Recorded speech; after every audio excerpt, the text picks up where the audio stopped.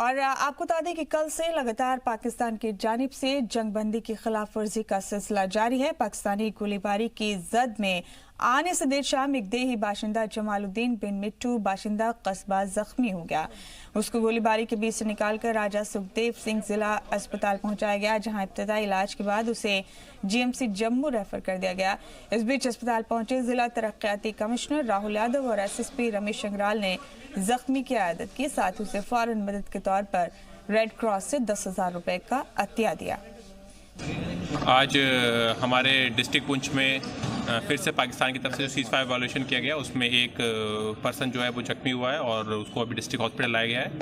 उनको splinter injury है और यहाँ पर उनका इलाज किया जा रहा है और अभी रेड क्रॉस की तरफ से फौरी तौर पर गवर्नमेंट की तरफ से इमदाद भी प्रोवाइड की गई है। जो भी और भी ज़रूरत होगी वो भी प्रोवाइड कराई जाएगी और अभी जो हमारे जो इंजर्ड है उसकी अभी जो है वो स्टेबल है। जनाब डी साहब से भी रिक्वेस्ट है, उन्हें भी मदद किया, हम उनके बहुत बड़े शुक्रगुजार हैं। उन्हें भी 10,000 रुपया दिया और जम्मू रेफ़र करने लगे। हम जनाब से ये रिक्वेस्ट है कि हिंदू गवर्नमेंट से भी हम चाहते हैं कि हालात अमन होना चाहिए, बातचीत होनी चाहिए। अफरा तफरी से कोई मसला हल नहीं होता। जब फायरिंग होती है तो हमारे लोग ज़ख्मी होते हैं। पिछली बार तकरीबन 4 महीने पहले फायरिंग हुई, मेरा एक बंदा वहाँ पर ज़ख्मी हो गया और हमारे लोगों को बहुत बड़ी दूर है, मेरी बॉर्डर ख़ास तौर पर बॉर्डर पर है, इसकी लोगों को बहुत बड़ी दिक्कतें बनती है जब फायरिंग होता है, हमारे पर होता है। मेरी डीसी साहब से भी रिक्वेस्ट है आपके चैनल के थ्रू हमारी मदद किया जाए और हमारे को बंकर दिया जाए जिस बंकर की वजह से लोगों को फायदा मिल सके। जंगबंदी के 16 साल बीत चुके हैं लेकिन पाकिस्तान सुधरने का नाम नहीं ले रहा है। पाकिस्तान की इन हरकतों की वजह से सरहदी इलाकों और एलओसी के पास रहने वाले लोग अपनी जिंदगी खौफ के साए में गुजारने को मजबूर हैं। देखिए इस पर हमारी एक खास रिपोर्ट है।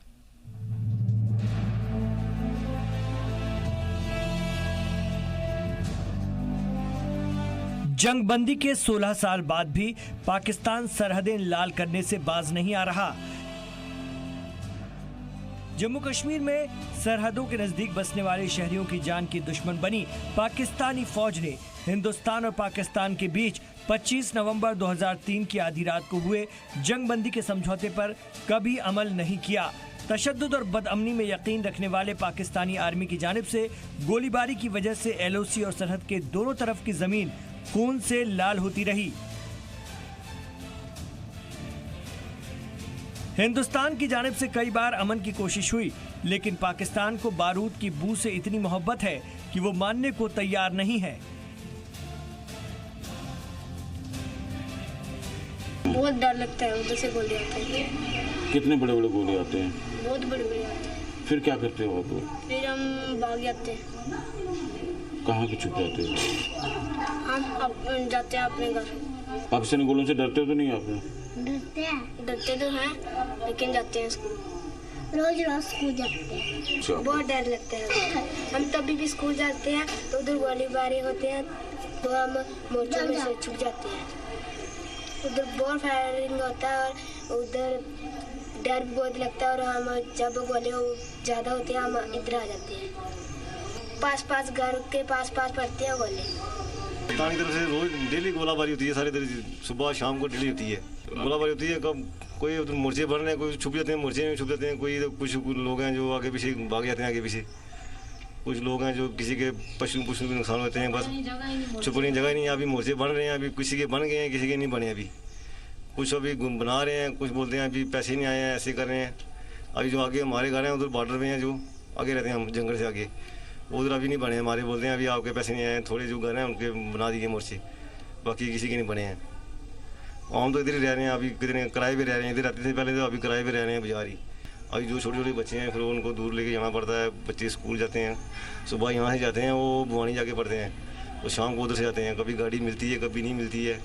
बहुत खतरे खराबी हो रही है इधर। जी, हम राजौरी के सरहदी इलाका से बोल रहे हैं। आपको हम बता दें कि जम्मू कश्मीर का ये जो जितना भी इलाका है यहाँ पे पाकिस्तान जो है आए दिन संघर्ष विराम का उल्लंघन करता जा रहा है। हम लोग जो है चैन से जीना चाहते हैं लेकिन एक कायर जो पाकिस्तान है ये हम लोगों को यहाँ पे जीना नहीं दे रहा। जिस तरह से पाकिस्तान को आए दिन हमारी भारतीय सेना जो है मुँह तोड़ जवाब दे रही है। हम चाहते हैं कि पाकिस्तान से या तो बैठ कर एक बार बात की जाए या तो पाकिस्तान को इस तरह से करारा जवाब दिया जाए कि पाकिस्तान एक गोली भी जो है हमारे इस तरफ ना जो है मार सके। हमारे छोटे छोटे बच्चे, हमारे भाई जो बहनें वो स्कूल में नहीं जा पा रहे हैं। जहाँ तक बंकर्स की बात करें तो बंकर्स भी आज तक जो कंप्लीट नहीं हो पाए, तो हम कैसे जो है अपने बच्चों को, जो हमारे वाला आने वाला भविष्य वो कैसे पढ़ेगा, तो आगे बढ़ेगा। फिर हर आए दिन जो है पाकिस्तान की तरफ से मैंडर से लेके पुंछ से लेके और आपके नौशहरा अखनूर सेक्टर तक डेली जो है पाकिस्तान सीज़फायर वायलेशन कर रहा है। इसकी वजह से जो खासकर जो बॉर्डर के लोग हैं वो बहुत तंग हैं, और मतलब पाकिस्तान जब भी गोलाबारी करता है वो हमारे जो है रिहायशी इलाकों में करता है। और हम चाहेंगे कि सरकार की तरफ से इसको वंस फॉर ऑल एक बार जो इसको निपटारा किया जाए। लेकिन बड़े दुख से आज मुझे कहना पड़ रहा है, मैं शुक्रिया अदा भी करता हूँ जी न्यूज़ का जिन्होंने ये मुद्दा उठाया, और खास करके हमारी बात आगे जो है उजागर होगी। 5 अगस्त को आर्टिकल 370 और 35A के हटने और जम्मू कश्मीर की तश्कील 9 से छटपटा रहे पाकिस्तान ने दहशतगर्दों की दरअंदाजी करवाने के लिए जम्मू कश्मीर में नवंबर महीने तक 2500 से ज्यादा बार सीज फायर की खिलाफ वर्जी की। पिछले साल ये तादाद 1629 थी। इन 16 सालों की बात करें तो 20,000 से भी ज्यादा बार जंगबंदी की खिलाफ वर्जी हो चुकी है। पाकिस्तान की फायरिंग में सैकड़ों की तादाद में लोगों की मौत हो चुकी है। हजारों सिक्योरिटी एहलकार शहीद हो चुके हैं। पार्लियामेंट में पेश आदाद-ओ-शुमार के मुताबिक पाकिस्तान ने इस साल अगस्त से अक्टूबर के बीच सबसे ज्यादा 1029 बार जंगबंदी की खिलाफ वर्जी की है। LOC पर सबसे ज्यादा 950 बार और इंटरनेशनल बॉर्डर पर 79 बार सीज फायर की खिलाफ वर्जी हुई है। वहीं इस साल अक्टूबर तक LOC और कश्मीर में हिंदुस्तान की जवाबी कार्रवाई में 147 दहशतगर्दों को ढेर किया गया है। जब तक हम पाकिस्तान के लिए ये जो लो रिटर्न है या लो कॉस्ट है उसको इतनी प्रोहिबिटिव नहीं कर देते कि पाकिस्तान को वो कीमत सहना जो मुश्किल हो जाए, तब तक पाकिस्तान सीज फायर वायलेशन करता रहेगा। मेरा मानना है कि जो भारत सरकार की भी नई पॉलिसी है कि उसका सीज फायर का मुंह तोड़ जवाब दिया जाए। अगर वो 1 गोला दागता है तो 10 गोले दागे जाए। अगर हमारा 1 पिकेट पर निशाना बनाया जाता है तो उसके 10 पिकेट ध्वस्त कर दिए जाए। यही स्ट्रेटजी है जो कि पाकिस्तान को मजबूर करेगी कि किसी न किसी दिन उसको सीज फायर वायलेशन जो है वो रोकनी पड़ेगी, क्योंकि पाकिस्तान के पास पैसा नहीं है। कहाँ से इतना बारूद पाकिस्तान खरीदेगा, कहाँ से इतना असला पाकिस्तान खरीदेगा?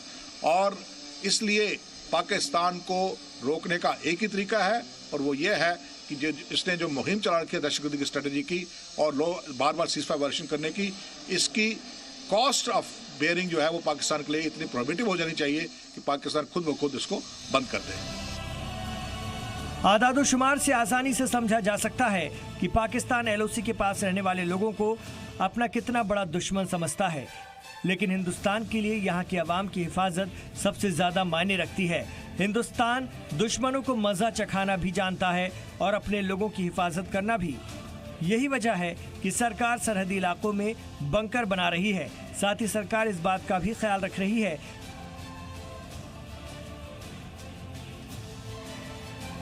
कि पाकिस्तानी फायरिंग की वजह से बच्चों की तालीम मुतासिर न हो। जम्मू से राजू केरनी की रिपोर्ट, जी मीडिया।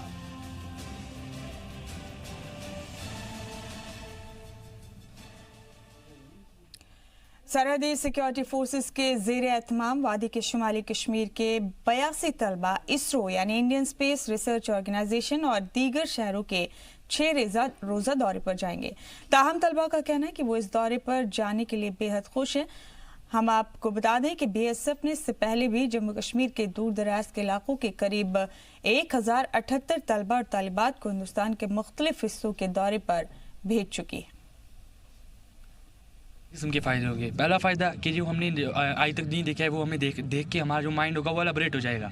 दूसरा फ़ायदा, इससे हम वो बहुत सी एजुकेशनल एक्टिविटीज़ जो भी कोई भी एक्टिविटीज़ वो कर रहे हैं वो हमें उनको पता चलेगा। और तीसरा फ़ायदा, जो हमारा इंडिया हमने अच्छी तरह से अपना इंडिया नहीं घूमे वो घूमने का फ़ायदा मिल जाएगा। जैसे हम कश्मीर के जो लोग हैं सर, हमें पहले इस तरीके के कभी इस प्रकार के सर मौके नहीं मिला करते थे कि बाहर जाएँ और बाकी लोगों के साथ इंटरेक्ट कर सकें। कुछ हालातों की वजह से भी और कुछ कंडीशंस भी ऐसी रहीं। तो सर आज हम बहुत खुश हैं कि जो BSF के थ्रू एक टूर ऑर्गेनाइज़ किया गया है। तो ये सर होल टूर जो है ये सर हमें बेंगलोर सिटी, मैसूर, इसरो इन्फोसिस के लिए है। तो सर जो इसका मेन अट्रैक्शन जो है इस टूर का वो सर इसरो है।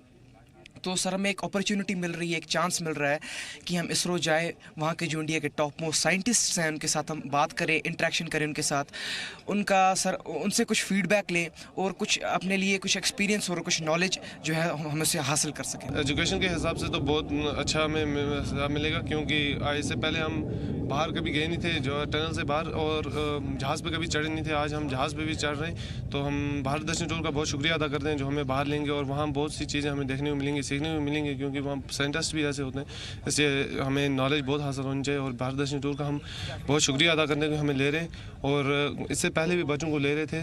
तो मेरी यही गुजारिश है कि हर बच्चे को भारत दर्शन टूर जाना चाहिए और लेने भी चाहिए।